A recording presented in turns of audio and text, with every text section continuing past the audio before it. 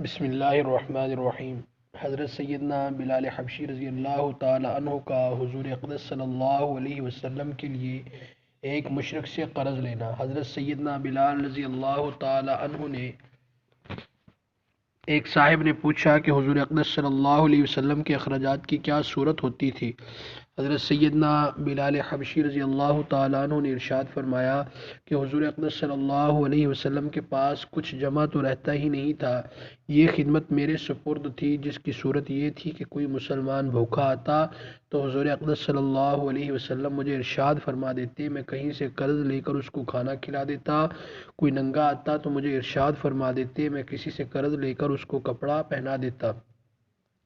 یہ صورت ہوتی رہتی تھی۔ ایک مرتبہ ایک مشرک مجھے ملا، اس نے مجھ سے کہا کہ مجھے وسعت اور ثروت حاصل ہے، تو کسی سے قرض نہ لیا کر، جب ضرورت ہوا کرے مجھ ہی سے قرض لے لیا کر۔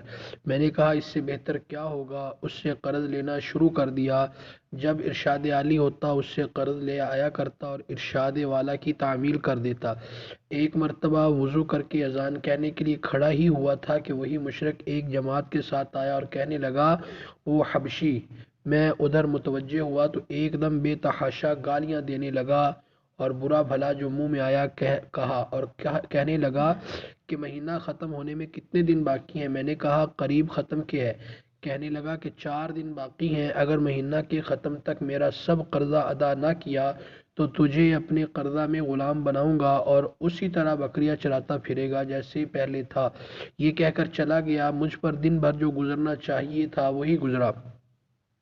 تمام دن رنج اور صدمہ سوار رہا اور عشاء کی نماز کے بعد حضور اقدس صلی اللہ علیہ وسلم کی خدمت میں تنہائی میں حاضر ہوا اور سارا قصہ سنایا اور عرض کیا، یا رسول اللہ صلی اللہ علیہ وسلم، نہ آپ کے پاس اس وقت ادا کرنے کو فوری انتظام ہے اور نہ کھڑے کھڑے میں کوئی انتظام کر سکتا ہوں، وہ ذلیل کرے گا، اس لیے اگر اجازت ہو تو اتنے قرض اترنے کا انتظام ہو، میں کہیں روپوش ہو جاؤں۔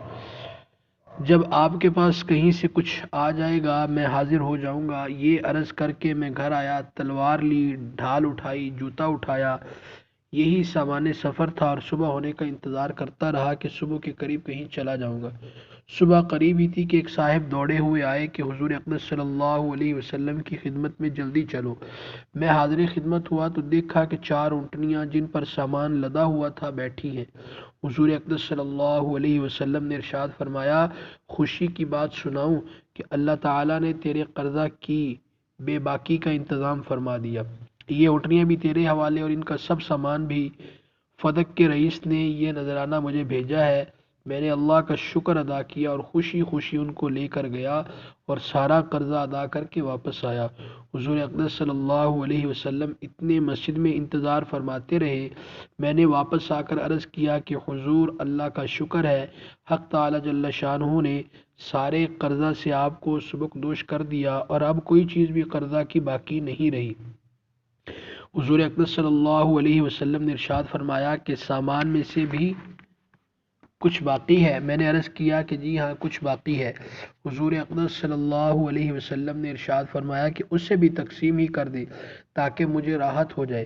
میں گھر میں بھی اس وقت تک نہیں جانے کا جب تک یہ تقسیم نہ ہو جائے۔ تمام دن گزر جانے کے بعد عشاء کی نماز سے فراغت پر حضور اقدس صلی اللہ علیہ وسلم نے ارشاد فرمایا کہ وہ بچا ہوا مال تقسیم ہو گیا یا نہیں؟ میں نے عرض کیا کہ کچھ موجود ہے، ضرورت مند آئے نہیں، تو حضور اقدس صلی اللہ علیہ وسلم نے مسجد ہی میں آرام فرمایا۔ دوسرے دن عشاء کے بعد پھر حضور صلی اللہ علیہ وسلم نے فرمایا، کہو جی کچھ ہے؟ میں نے عرض کیا کہ اللہ جل شانہ نے آپ کو راحت عطا فرمائی کہ وہ سب نمٹ گیا۔ حضور اقدس صلی اللہ علیہ وسلم نے اللہ جل جلالہ کی حمد و ثنا فرمائی۔ حضور صلی اللہ علیہ وسلم کو یہ ڈر ہوا کہ خدا نخواستہ موت آ جائے اور کچھ حصہ مال کا آپ صلی اللہ علیہ وسلم کی ملک میں رہے۔ اس کے بعد گھروں میں تشریف لے گئے اور بیویوں سے ملے۔ فائدہ میں شیخ الحدیث رحمۃ اللہ علیہ لکھتے ہیں، اللہ والوں کی یہ بھی خواہش رہتی ہے کہ ان کی ملک میں مال و متاع کچھ نہ رہے۔ پھر حضور اقدس صلی اللہ علیہ وسلم کا تو کیا پوچھنا جو سارے نبیوں کے سردار، سارے اولیاء کے سرتاج، حضور صلی اللہ علیہ وسلم کو اس کی خواہش کیوں نہ ہوتی کہ میں دنیا سے بالکل فارغ ہو جاؤں۔ میں نے معتبر ذرائع سے سنا ہے کہ حضرت اقدس مولانا شاہ عبد الرحیم صاحب رائے پوری رحمۃ اللہ علیہ کا یہ معمول تھا کہ جب نذرانوں کی کچھ رقم جمع ہو جاتی تو اہتمام سے منگوا کر سب تقسیم فرما دیتے، اور وصال سے قبل تو اپنے پہننے کے کپڑے وغیرہ بھی اپنے خادم خاص حضرت مولانا شاہ عبد القادر صاحب رائے پوری رحمۃ اللہ علیہ کو دے دیے تھے، اور فرمایا تھا کہ بس اب تم سے مستعار لے کر پہن لیا کروں گا۔